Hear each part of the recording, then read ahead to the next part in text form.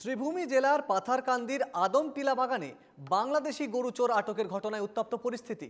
বাংলাদেশি গরু চোরকে বিএসএফ রক্ষণাবেক্ষণ দিচ্ছে বলে অভিযোগ। এ নিয়ে উত্তপ্ত হয়ে ওঠে পরিস্থিতি। সোমবার কাক ভোরে স্থানীয় শিয়া শঙ্কর কৈরির বাড়ি থেকে 3টি গরু চুরি হয়। পরে এক বাংলাদেশি গরুচোর ধরা পড়ে। উত্তেজিত জনতা চোরকে মারধরের সময় 134 ব্যাটালিয়নের মোহনগুন ক্যাম্প থেকে বিএসএফ জওয়ানরা এসে ওই বাংলাদেশিকে উদ্ধার করে নিয়ে যাওয়ার চেষ্টা করতেই ক্ষেপে ওঠে জনতা। এ নিয়ে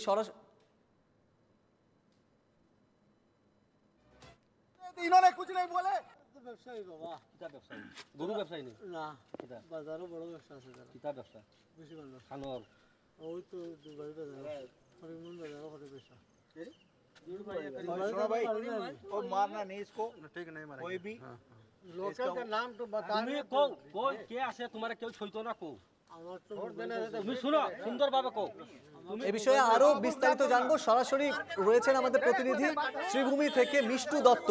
মিষ্টু, গরু চোর সন্দেহে যাকে ধরা হয়েছে এবং তারপরে পাল্টা বিএসএফ এর বিরুদ্ধে অভিযোগ উঠছে, ঠিক কি পরিস্থিতি এলাকায়? কুন্তল, দেখো, বিভিন্ন সময় সীমান্ত সুরক্ষা বাহিনী অর্থাৎ বিএসএফ এর অকর্মণ্যতার সুযোগকে কাজে লাগিয়ে বাংলাদেশ থেকে একাংশ দুষ্কৃতিকারীরা ভারতের মাটিতে প্রবেশ করে তাণ্ডব চালায়। সে ঘটনা নতুন নয়, বিভিন্ন সময় এমন ধরনের ঘটনা সামনে এসেছে এবং আজকে আবারও কিন্তু পাথারকান্দি সমষ্টির আদমটিলা এলাকায় এক বাংলাদেশি চুরকে কেন্দ্র করে যথেষ্ট উত্তপ্ত পরিস্থিতির সৃষ্টি হয়।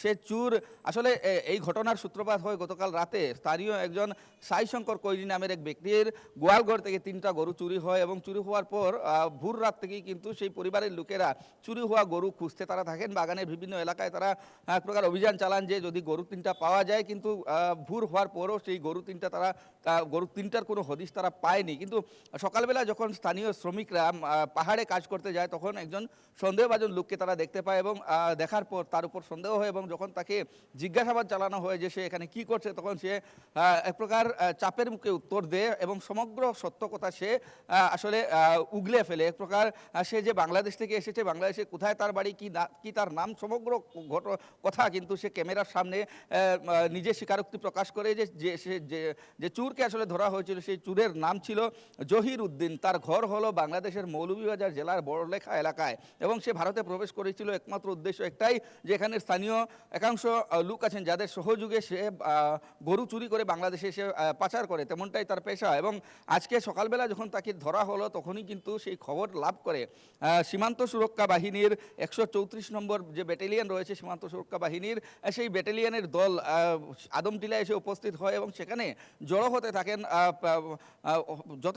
যথেষ্ট লোক সেখানে জড়ো হতে থাকেন এবং সেই সময় বিএসএফ এর লোকেরা যখন সেখানে এসে উপস্থিত হন বা এর আগে সেই জহিরুদ্দিন আসলে স্থানীয় আরও এক লোকের কথা সে স্বীকার করে। সেই লোকটার নাম ছিল হুসেইন, যার ঘর হচ্ছে পাথারকান্দি থানার অন্তর্গত জুরবাড়ি এলাকায় এবং সে স্বীকার করেছে যে হুসেইনের সহযোগে সে কিন্তু সেই সমগ্র ধরনের ঘটনা বা গরু চুরির ঘটনা সে সংগঠিত করে আসছে।